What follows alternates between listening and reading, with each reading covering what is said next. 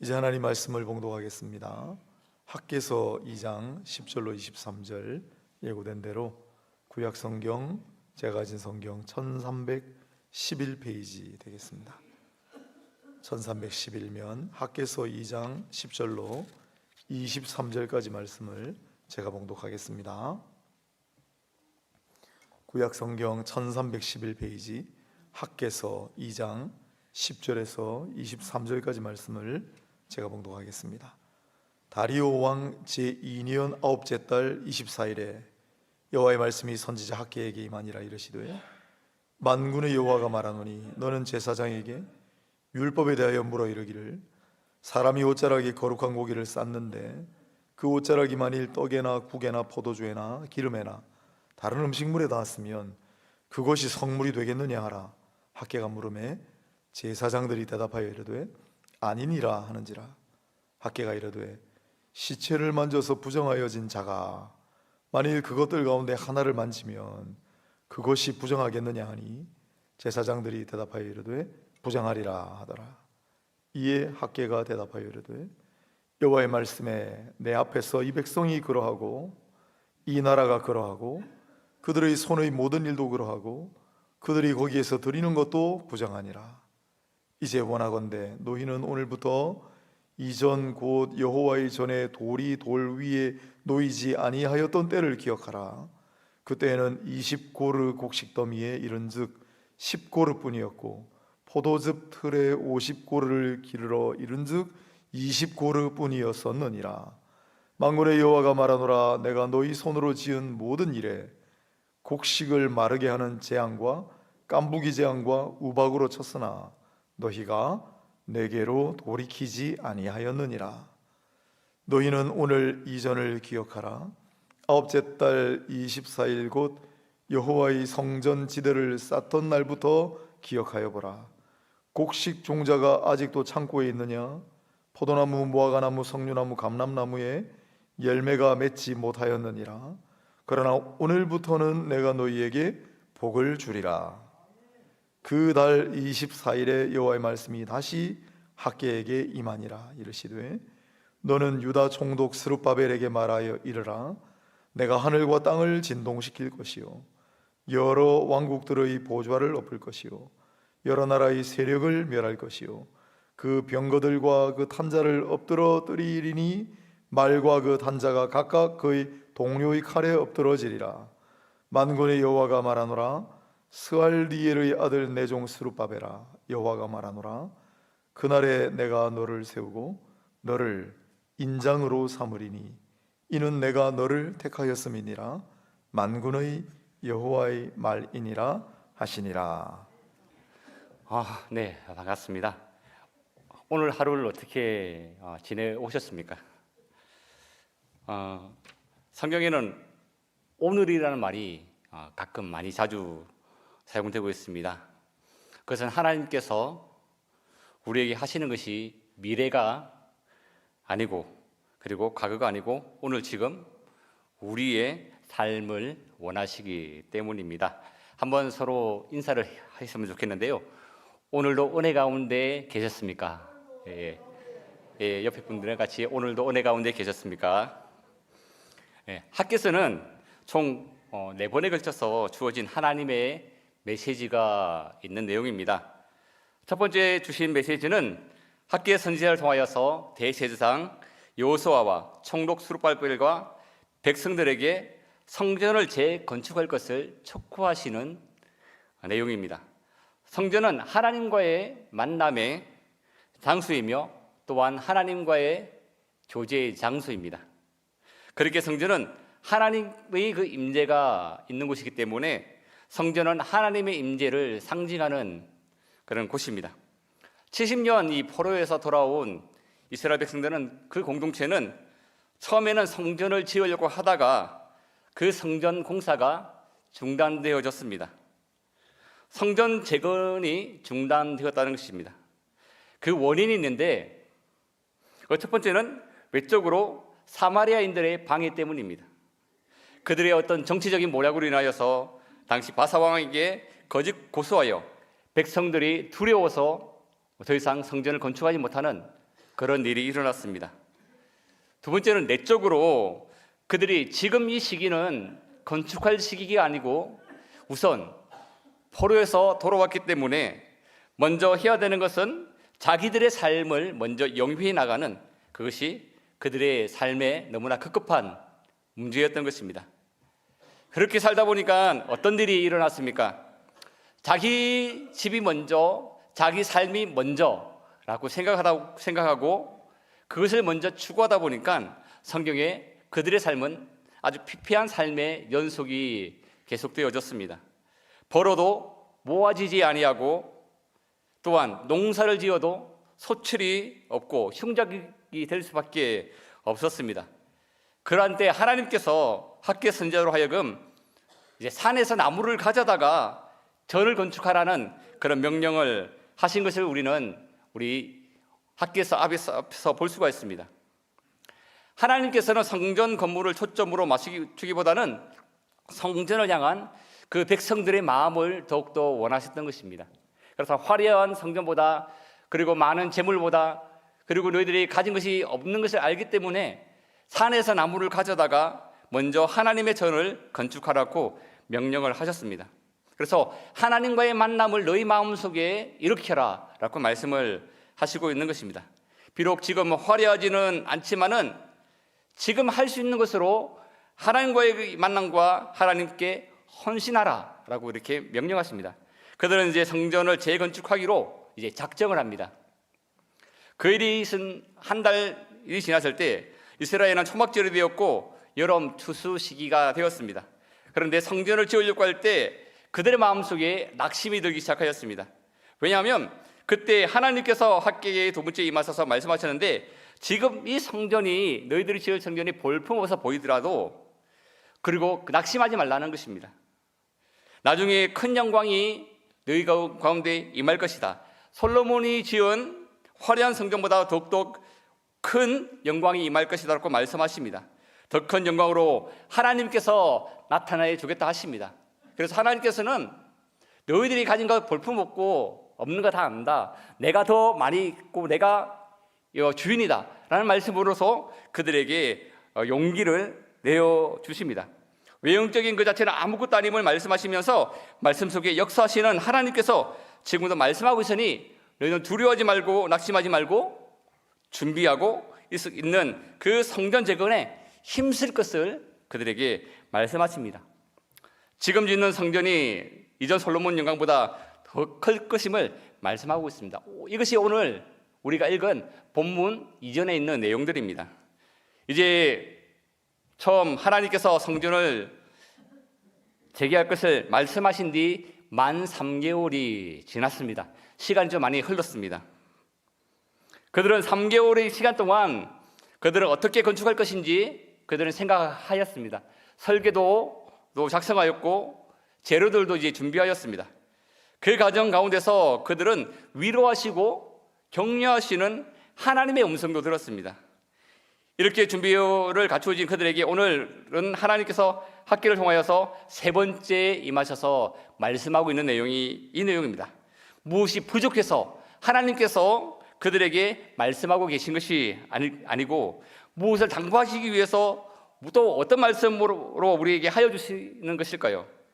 저는 이렇게 세 번씩이나 말씀하시는 하나님의 간섭하심을 바라보면서 우리의 삶에도 아주 세밀하게 말씀하시는 하나님의 마음을 보게 되었습니다.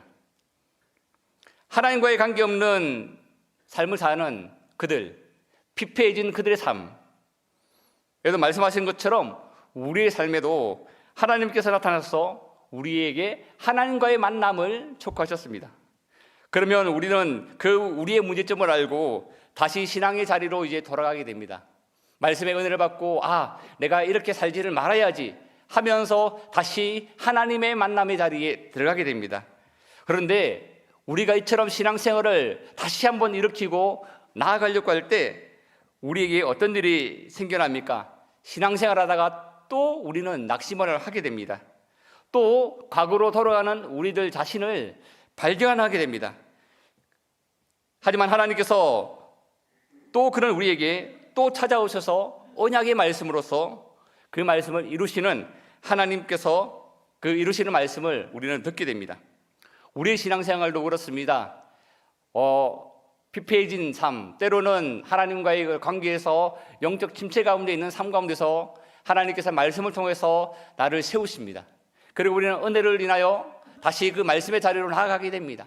그러나 세월이 지나다 보면 또다시 우리가 무너지는 삶을 우리는 발견하게 됩니다. 하지만 하나님께서는 그 가운데서 멈추지 아니하시고 계속해서 우리를 붙들으시고 힘주시는 하나님을 발견하게 됩니다.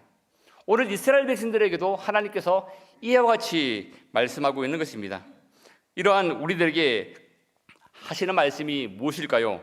이것이 오늘 우리에게 주시는 하나님의 말씀입니다. 첫 번째는 경건의 능력으로 살아라입니다.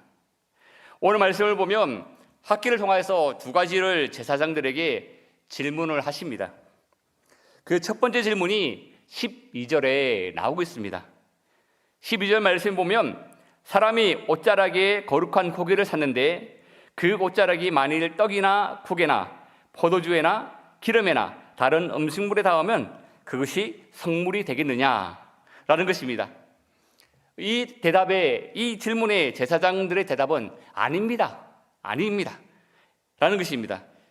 이 말씀은 거룩한 고기와 접촉한 것은 사람이든 옷자락이든 거룩한 것으로 여겨졌는데, 하지만 거룩한 그 고기를 싼 그것으로 인해서 그것이 거룩하여서 다른 곳에 닿으면 다른 것이 거룩하게 되겠느냐라는 것입니다. 즉 고기 자체가 거룩한 것이지 그 고기를 싼 그것이 거룩하다는 것이 아니라는 것입니다. 이것은 그들의 현재 영적인 상태에 대한 하나님의 회개의 촉구였습니다. 돌아온 이스라엘 백성들은 잘못된 신앙을 가지고 있었습니다. 자기들은 제사의식에 참석한다 해서 자기들의 삶까지 거룩해지는 것으로 착각하는 삶을 살았습니다. 그러한 착각 때문에 그들은 하나님께 드리는 제사의식에만 관심이 있었고, 그 의식 때문에 그들의 삶 자체의 삶은 아무렇게나 살아도 되는 그런 삶을 살았던 것입니다. 하나님께서는 제사의식, 즉 그들의 예배의식을 통하여서 기뻐하지 않으셨습니다. 돌아온 이스라엘 공동체에게는 그냥 자신의 삶을 어떻게 되든 그냥 예배만 드리면 되고, 하나님께 내가 제사만 드리면 자신의 삶도 아무렇지 않은 듯 그렇게 살아갔던 것입니다. 그것이 그들 가운데 자리 잡고 있었기 때문에 성전을 재건축해도 그 예배의식에, 제사의식에 집중할 것이 뻔했습니다. 오늘 우리들의 삶은 어떻습니까? 분명 하나님께서는 우리를 통해서 예배받기를 원하십니다. 우리에게 기도의 자리에 나오기를 원하시고 헌신의 자리에 있기를 원하시고 그것을 기뻐하십니다. 하지만 우리가 그냥 단순히 나와서 그 의식만, 형식만 주어진다면, 우리의 삶의 중심이 없다면 그것은 진정한 예배가 아닐 것이고 진정한 하나님을 섬기는 마음이 아닐 것입니다. 거룩한 우리의 삶이 될 수가 없는 것입니다. 내가 예배를 드린다 해서 내가 거룩해지는 것이 아니라 내 마음이 하나님을 향해야지, 우리는 하나님과 교제가 있어야지, 하나님과의 만남이 있어야지 우리 삶이 하나님을 인하여서 거룩해지는 것입니다. 사람은 사람을 판단할 때, 그 구별할 때 겉으로 보이는 모습을 통해서 판단하고 구별을 합니다. 그래서 우리의 경건의 모습으로도, 우리가 외형적으로 나타나는 모습으로도 사람으로부터 인정받을 수 있을지 모르지만 하나님께서 보시기에 아닐 수가 있는 것입니다. 누가 나의 영적인 상태를 잘 아십니까? 하나님이 나의 영적인 상태를 너무나 잘 아십니다. 우리가 억지로 마지못해서 나오는지, 정말로 그 속에 경건을 사모하고 경건의 삶을 사모하며 나오는지는 하나님께서 아시는 것입니다. 우리는 혹 경건의 모양만 있는 그 마음으로, 내가 예배를 드림을 통해서, 내가 그냥 이 예배를 참석하는 걸 통해서 거룩해질 수 있다는 생각에서 우리는 벗어나야 할 것입니다. 내 삶의 영적인 부분은 하나님께서 우리에게 말씀하여 주실 것입니다. 내가 겉으로 하나님께 나가는지, 온 마음을 다해서 하나님께 나가는지는 하나님께서 아십니다. 외모가 아닌 내면, 형식이 아닌 진정한 삶을 보시는 분이 바로 하나님이십니다. 하나님께서는 또한 이스라엘 공동체가 그들의 조상들의 길을 밟기를 원하지 않으셨습니다. 포로로 끌려가기 전에 이스라엘 백성들은 성전에서 제사의 형식만은 있었지만 하나님께는 마음이 없었습니다. 자기들의 마음대로 살았습니다. 성전을 재건축에 앞서서 하나님께서는 이 이스라엘 백성들에게 너희 조상들의 그 선처를 본받기를 원치 않으셨습니다. 그래서 그들 마음 가운데 이 제사장들에게 이와 같은 질문을 하셨습니다. 또 두 번째 질문은 이것입니다. 부정한 것을 만지는 문제입니다. 13절 말씀을 한번 보시면 학개서 2장 13절에 학개가 이르되 시체를 만져서 부정하여 진 자가 만일 그것을 가운데 하나를 만지면 그것이 부정하겠느냐 하니 제사장들이 대답하여 이르되 부정하리라 하더라. 레위기서 11장 23절에 그 말씀을 다시 말씀하고 있는데 그 죽음을 옮기는 자는 그 옷을 빨지니 저녁까지 부정하리라. 그것들이 내게 부정하니라. 부정한 것을 만지는 사람은 의식적으로 그 때문에 부정하게 되는 것입니다. 그리고 그 사람이 다른 무엇을 만지면 만져진 그 물건도 부정하게 된다고 이렇게 레위기에서 미리 말씀을 하고 있습니다. 선민사회에서, 즉 선택받은 그 이스라엘 민족 사회에서 의식적으로 부정한 것으로 간주되었다는 것입니다. 만약 누구든지 시체를 만지게 되는 경우 7일 동안 그것을 부정하게 되고 부정해진 사람이 잿물로 정결하게 씻지 아니한 상태에서 제사를 드리게 되면 성막을 더럽히게 되므로 이스라엘에서 끊쳐지는 일이 일어나게 되었습니다. 나시린도 마찬가지입니다. 나시린으로 자신이 여호와께 드려지고 살아가는 그 삶이 자신의 형제나 자매나 부모가 죽을지라도 그 시체를 가까이 하여 자기를 더럽혀서는 안 된다는 것입니다. 즉 구별된 사람은 거룩한 삶을 살아가야 한다는 것입니다. 이처럼 시체가 부정한 것으로 간주되어졌습니다. 그 부정은 그것에 접촉하는 것까지 부정하게 만드는 것으로 여겨졌습니다. 그래서 부정한 것은 죄의 점령성에 대한 그런 대변을 할 수가 있는 것입니다. 신앙생활에도 법칙이 있습니다. 죄의 마음으로, 죄된 마음으로 하나님께 예배를 드린다 해서 우리의 거룩하고 문제가 해결받는 것이 아닙니다. 형식적인 예배를 드린다 해서 내 삶이 거룩해지는 것이 아닙니다. 하지만 반대로 내 삶이 더러운 삶에 있게 되면 반드시 내 삶은 죄로 인하여서 물들 수밖에 없습니다. 이스라엘 공동체는 자신의 삶이 부정함에도 불구하고 형식적으로 드려지는 제사로 거룩해질 것으로 착각을 하였습니다. 그것은 하나님께서 기뻐하시는 모습이 아닙니다. 그리고 성전을 지어도 성전의 기능을 나타낼 수가 없습니다. 그럼 이럴 때 어떻게 해야 할까요? 민수기 19장 11절에서 13절에 이렇게 말씀합니다. 사람의 시체를 만진 자는 이래 동안 부정하리니 그는 셋째 날과 일곱째 날에 잿물로 자신을 정결하게 할 것이라. 즉 정결케 하는 그런 의식이 필요하다는 것입니다. 그들이 부정해졌으면 잿물로 인하여서 정결하게 씻어야만 했습니다. 더러워진 것을 정결케 되는 의식을 통하여서 그들이 깨끗하게 되어지는 그런 과정을 거쳤습니다. 우리의 삶에도 죄로 물든 것은 회개를 통하여서 정결케 됩니다. 회개를 통하여서 거룩함으로 우리는 나아갈 수 있는 것입니다. 하나님께서는 예배를 소중히 여기십니다.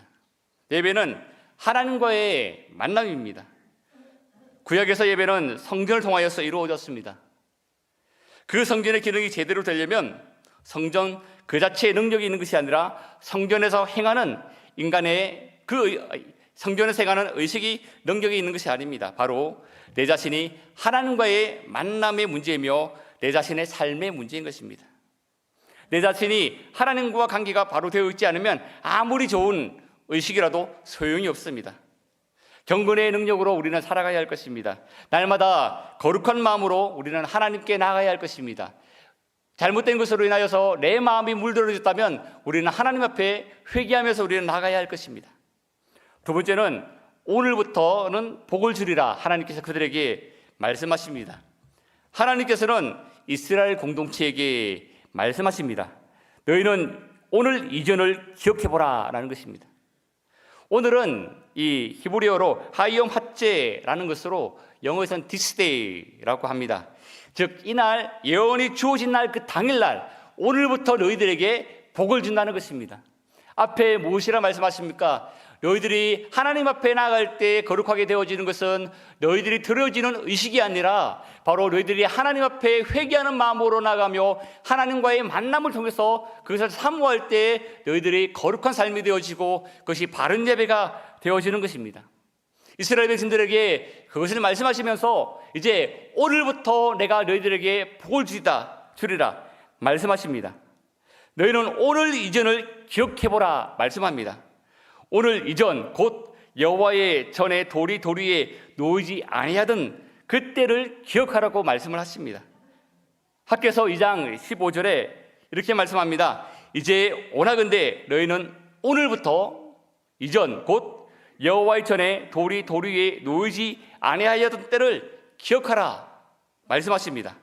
기억하라는 것은 돌이켜보라는 말입니다. 지난날의 자신의 삶이나 형편이 어떠했는지를 돌아보라는 것입니다. 특히 오늘부터 그 이전의 날들을 돌아보라는 것입니다. 성전의 건축이 이제 시작되기 이전 그때를 가리키고 있는 것입니다. 포르기아난 이스라엘 공동체가 하나님의 뜻과 자신들의 사명을 망각하고 성전을 황폐한 채 내버려 두고 자신의 삶에만 영위하던 그런 삶이었습니다. 그때 그들의 삶과 그들의 처지와 그들의 형편이 어떠했는지를 바라보라는 것입니다. 그리고 그것을 다시 바라보며 그것을 돌아볼 것을 촉구하고 계십니다. 성전을 재건축하기 전에는 이와 유사한 말씀이 있었습니다. 그때는 현재 그들의 상태를 살피라 말씀하십니다. 학개서 1장 5절에 7절 말씀에 너희 행위를 살피시라 말씀합니다.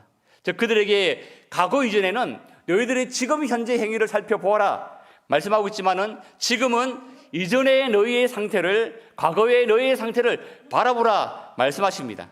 지금 이전의 삶을 돌아보라 말씀하십니다. 무엇이 바뀌었습니까? 과거에 말씀하신 것은 바로 지금 있는 너희 형제의 상태를 바라보라 말씀하셨지만은 지금은 이전의 너희의 상태를 바라보라 말씀하십니다. 시간적 흐름 속에서 그들의 삶 자체가 변하였음을 지금 보여주고 있습니다. 과거에 그들의 상태가 어땠습니까? 그들 스스로 아무리 수고하고 땀을 흘려도 노력의 대가가 이루어지지 않았습니다. 그들의 삶은 암울한 상태였습니다. 구멍 뚫린 주머니에 돈을 넣는 것 같은 그런 삶이 그들의 삶이었습니다. 곡식을 거두어도 절반밖에 되지 않았습니다. 포도즙은 40%밖에 거두지 못했습니다. 심지어 초목은 말라갔습니다. 풀과 나무는 병들고 자연재해의 우박으로 농작물에 상당한 피해를 입었던 것입니다. 이전에 너희들의 상태가 바로 그러했다라고 말씀하고 있습니다. 이것이 하나님 없는 삶을 사는 그런 결과물이었습니다. 그들 스스로 하는 모든 일에 하나님께서 징계하신 것입니다. 그들이 성전 지대를 놓기 이전에 그 이전의 상황이 바로 그러했다는 것입니다. 그러나 지금 하나님께서는 그들에게 말씀하시는 것은 더 이상 저주의 말씀이 아니라 책망의 말씀이 아니라 하나님께서 그들에게 이전에 너희들이 그렇게 되었지만 오늘부터는 내가 너희에게 복을 주리라 말씀하고 계십니다. 왜 그럴까요? 그들이 과거에서 돌아섰기 때문입니다. 과거의 자신의 삶에서 돌아서서 하나님 앞에 서기로 그들은 결심한 그들이었기 때문입니다. 바로 그것이 오늘의 기점으로 그들의 삶의 형편은 이전과는 완전히 달라진 것입니다. 오늘 그들이 과거의 그들의 삶을 돌아볼 때 분명한 차이점을 있음을 말씀하고 있습니다. 하나님께서는 그들이 말씀에 순종할 때와 그렇지 않을 때의 차이를 진실하게 아주 깨닫게 하십니다. 하나님께서 불순종하는 삶을 경계하고 순종의 결단으로 새롭게 될 것을 그들에게 요구하고 있는 것입니다. 성도 여러분, 오늘 나오는 이 오늘, this day, 이것은 그 예언이 주어진 날입니다. 이것은 중요한 단어입니다. 이 오늘은 그들이 순종하며 결심하여 일을 시작할 때를 가리키고 있습니다. 그들에게 있어서 오늘은 성전 재건의 공사를 시작하는 날입니다. 오늘도 있어서 어제에 있어서는 바로 미래입니다. 어제 과거에 내가 어떻게 살았는지도 중요하지만 더욱 중요한 것은 오늘 내가 어떻게 살아가느냐입니다. 오늘 내가 하나님 앞에 바로 살아가는 것이 우리에게 무엇보다 중요합니다. 성도들이 오늘을 기준으로 과거를 추억하는 것은 중요합니다. 우리는 말씀을 통해서 오늘을 기준으로 하여 과거를 돌아봐야 합니다. 그러나 우리는 과거에 얽매여서 살아가서는 안 되지만 과거의 삶을 반성하며 산다면 우리는 오늘 어떻게 살아가야 할지를 알게 됩니다. 우리가 무엇을 붙들어야 하며 무엇을 버려야 할지를 좀 더 정확하게 우리는 알 수가 있습니다. 그래서 오늘은 현재입니다. 과거에 내가 어떠했는데 잘했든 못했든 그것은 과거입니다. 과거에 우리의 삶이 잘 되었는데, 과거에 나에게 어떤 문제가 있었는데 그것은 과거입니다. 또한 미래에 내가 어떻게 할 것이다, 그것은 불확실한 미래이지 않습니까? 왜냐하면 오늘 내가 어떻게 될지 모르기 때문입니다. 우리는 내일을 향해서 살아가지만 우리 현재 오늘을 살고 있습니다. 우리는 내일을 꿈꿀 수 있지만은 내일은 우리 것이 아닙니다. 내일은 하나님께서 우리에게 주셔야만 우리가 그 내일을 가질 수가 있는 것입니다. 그렇게 오늘 내가 지금 결심하고 순종하는 그 순간부터 하나님께서는 우리에게 복 주신다 말씀하고 있습니다. 이스라엘 백성들에게 하나님께서 오늘 내가 너희들에게 복을 주리라 하신 것은 그들이 하나님 앞에 결심하기로, 바로 서기로 결심한 그때부터 하나님께서는 그들에게 오늘 내가 너희들에게 복을 줄 것이다 말씀하고 있습니다. 미래에 내가 어떻게 할 것이다가 중요한 것이 아닙니다. 과거 이스라엘이 얼마나 하나님 앞에 불순종하였습니까? 하지만 그들이 말씀을 듣고 결단하고 회개하며 돌아왔을 때 하나님께서는 그때부터 그들에게 복을 주신다 약속하셨습니다. 그리고 말씀하십니다. 19절 말씀에 보면 오늘부터 내가 너에게 복을 주리라. 우리도 마찬가지입니다. 여러분의 과거는 정말로 중요합니다. 과거는 우리에게 있어서 중요한 기초가 되어집니다. 하지만 과거에 집착하고 과거만 바라보면 아무것도 할 수 없습니다. 과거에 잘했던 못했던, 과거에 어떤 상처들이 있던, 과거의 실수로 인하여서 하나님께 예배하는 삶이 무너졌더라도 우리가 하나님께 예배하는 그런 삶이 무너져서는 안 됩니다. 혹 과거의 영광도 과거의 은혜도 그것은 전부 다 과거일 것입니다. 과거는 지난 것입니다. 하나님께서 원하시는 것은 바로 오늘입니다. 지금 하나님께서 우리에게 원하시는 것은 지금 하나님 앞에 나아가는 것을 원하십니다. 하나님께서는 오늘 우리에게 복 주시는 하나님이십니다. 그렇기에 오늘을 살아가시는 우리 사랑하는 성도 여러분, 하나님께서 오늘 나에게 약속하시고 또한 오늘 나에게 요구하시는 것이 무엇이 있습니까? 하나님께서 여러분들의 마음에 각각 요구하는 것이 있으십니까? 과거에 얽매지 마시고 미래에 결단하지 마시고 오늘 우리가 순종하면서 하나님 앞에 나가시길 바랍니다. 그러면 하나님께서 우리에게 오늘 복 주시는 분이십니다. 오늘 우리에게 능력을 주신다 말씀하십니다. 세 번째는 하나님께서 행하십니다. 하나님께서는 또 학개에게 말씀하십니다. 이날은 특별히 스룹바벨 개인에게 주어진 말씀이며 또한 이 말씀은 메시아를 통한 하나님에 대한 구원 사역에 대한 말씀입니다. 스룹바벨은 메시아에 대한 예언적인 그런 인물입니다. 훗날 메시아를 통해서 진정한 구원 사역, 하나님의 사역을 이루시겠다 말씀하십니다. 그러나 현재 이 말씀을 받는 대상에게도 주어진 말씀입니다. 이 구절에 등장하는 이 스룹바벨은 유다 총독인 동시에 성전 재건의 공사의 책임을 맡은 책임자입니다. 이 성전이 스룹바벨과 대제사장의 책임하에 건축되었으나 행정적인 측면을 볼 때 실질적인 책임자는, 총책임자는 총독이었던 스룹바벨입니다. 그래서 재건되어지는 그 성전이 스룹바벨 성전이라 불러진 것입니다. 그에게 지금 개인적으로 지금 말씀을 하시고 있습니다. 책임자에게 있어서 가장 무거운 짐은 그 일이 순조롭게 진행될 것인가에 대한 것입니다. 성전은 이전에 정치적인 이유로서 중단되었던 적이 있습니다. 스룹바벨에 있어서 그러한 문제를 생각하지 않을 수가 없었습니다. 과거의 실패에 대한 경험들. 그런 그에게 하나님께서 말씀하십니다. 성전 재건에 방해되는 정치적이고 국가적인 모든 것을 전부 다 정리해서 순탄하게 해주시겠다 말씀하고 있습니다. 땅을 진동시킬 것이고 왕국을 혼란 가운데 둘 것이며 나라들의 세력을 멸할 것이라고 말씀하고 있습니다. 그리하여 성전 건축이 순탄하게 되도록 돕겠다고 말씀하고 있습니다.